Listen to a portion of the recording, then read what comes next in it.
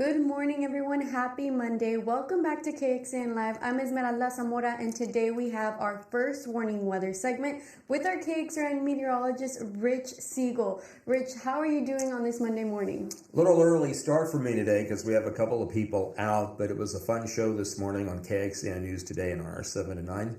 And when I'm finished here, I get to go home. Yeah, you're going to go enjoy your Monday. I'm going to go lay out by the pool on what could be the hottest day of the summer if my forecast high of 104 materializes.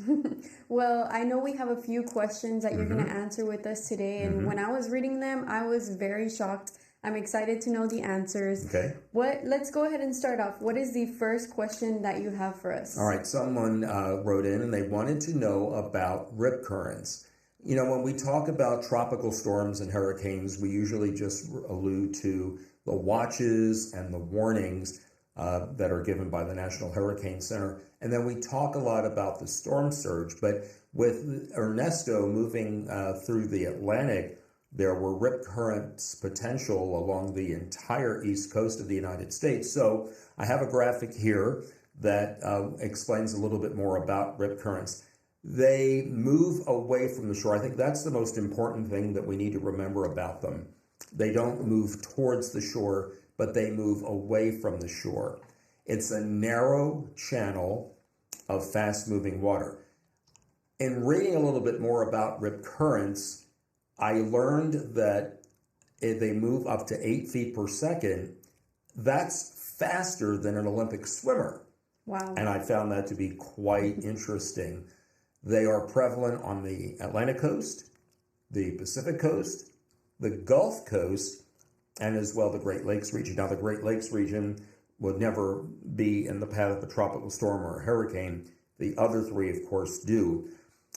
Many swimmers who get stuck in a rip current do the wrong thing. They try to swim against the channel of moving water instead of moving perpendicular to it. They're trying to swim into it, and it causes them to have to be rescued by lifeguards. And this is why lifeguards are always telling people when rip currents are potential that they need to get no further than knee deep in the water so that they can get back to shore if necessary.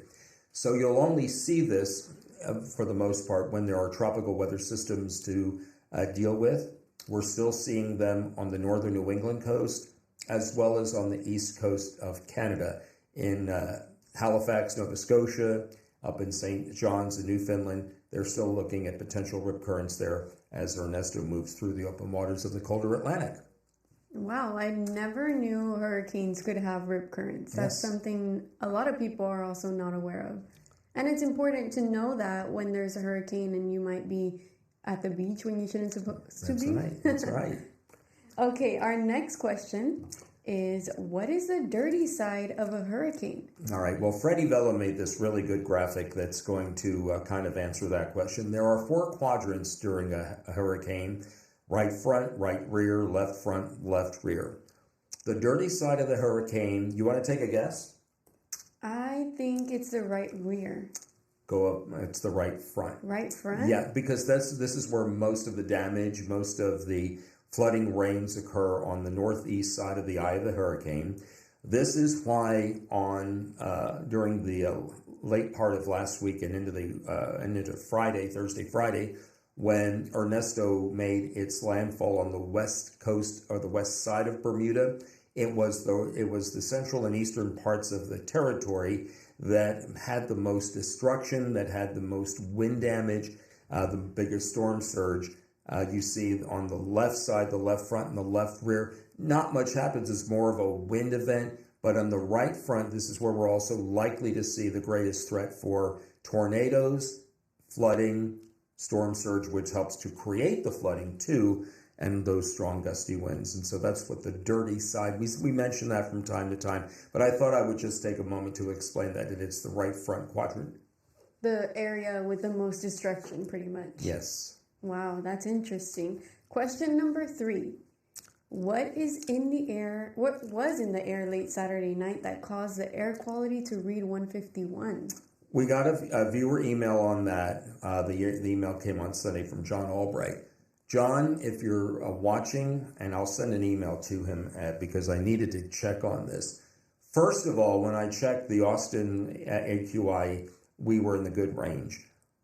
I then sent an email to my contact over at the Clean Air Force of Central Texas, Jim Stevens, who wrote back to me this morning that said he's at a loss to understand why that 151 was recorded. 151 air quality is really bad, terribly bad. And so it was suggested that that Mr. Albright check with the person from where he got his sensor to make sure that it's still working properly. But the air quality throughout the area over the weekend was in the good range. Our air quality forecasts on all 3 days late in the week, Wednesday, Thursday, Friday, and then especially yesterday and Saturday, we were in the good side of the air quality forecast as we are again today. So, Mr. Albright, check with the person from where you purchased your air sensor to see maybe if they can't figure out why you got that really high reading. And I think it was a week ago or 2 weeks ago, we were going through low ozone levels. Is that going to happen again anytime soon? We haven't had an ozone action day for a while, so that's a good thing. At least in the short term, things are looking pretty good. Air quality has been forecast to be in the good range for the last 4 days, which is also pretty good, even with the light wind that we have. Ozone levels have stayed relatively low, so we have not been given any reason to believe that that's going to change locally in the next few days. That's good. So let's just take it one day at a time. And that last question you have prepared for us, right? Yes. The question is, when's it going to rain again? This morning on KXAN News Today, we showed you the calendar graphic that shows us that it's only rained one day this month. That was 2 weeks ago yesterday. On August 4th, we picked up 9,500ths of an inch. In the days that followed, there were a few showers, there were a few thunderstorms, but not a whole lot of rain has fallen. And I have a map up here. This is the European model. I've got it Thursday. You see a little bit of green painted near Austin. You see a little green painted near Austin on Friday. You see rain trying to approach on Saturday during the late afternoon and evening, and even on Sunday. I'm not going to buy it just yet because the numerical model runs are all in agreement that the rain stays away. What our glimmer of hope, though, will lie with this next graphic. That will be the 8 to 14 day rainfall outlook from the Climate Prediction Center. Already closing out August to the first day of September, we haven't seen this color, this wetter than normal pattern for about 2 or 3 weeks now.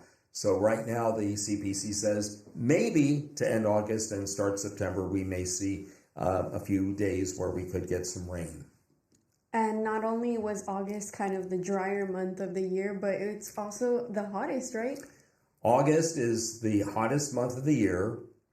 It's when we had our highest high temperature on average during the first 14 days at 99. This is from records that were kept from 2011 to 2020, and then there'll be new numbers in 2030. But it is the hottest month of the year. Surprisingly enough, we do get a little more rain in August than we do in some of the other months. You would think that with it being the hottest month, it would also be the driest month. It's in the middle. It's I think the eighth wettest month, and that's kind of a surprise given that it is the hottest month of the year. But so far, it's living up to the forecast of it being drier than normal this month. Well, we wish it wasn't. We Yes. wish we had more rain coming our way. Now we have our viewer photos that they shared with us over the weekend and a little bit at the end of last week. I think the Kerrville one was last Friday. This is a beautiful shot. What do we see in the sky there? Not really sure. It looks like a sunset shot. And sometimes when you have we might have had a few dust particles in the air that contributed to this gorgeous photo. It looks like a sunset shot. Usually we'll get this cotton candy color, a lot like we do sometimes at sunrise. And that Del Valley photo, what kind of clouds are those? Those are thin cirrus clouds that we have this morning across our area, and we'll continue to see through the day today. How pretty. Those clouds are very different than what we normally see. Yeah. And with that pink sky, it looks even nicer. Yeah. Well, is there anything else related to weather that you would like to share with us before we go today? Just be prepared for several more hot days.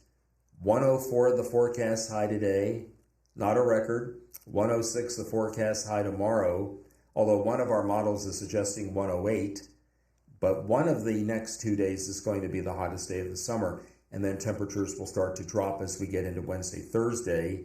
And then right now, based on the numerical data that I used this morning, it looks like we get under 100 degrees for the weekend.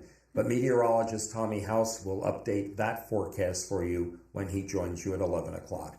Perfect. And remember, if you want to send any questions to Mr. Rich himself, you can send those where?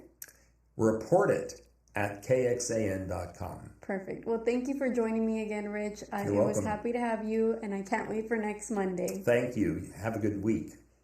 And that's all we have for you all today here on First Warning Weather. Thanks so much for joining us again. This is KXAN Live, and I'm Esmeralda Zamora.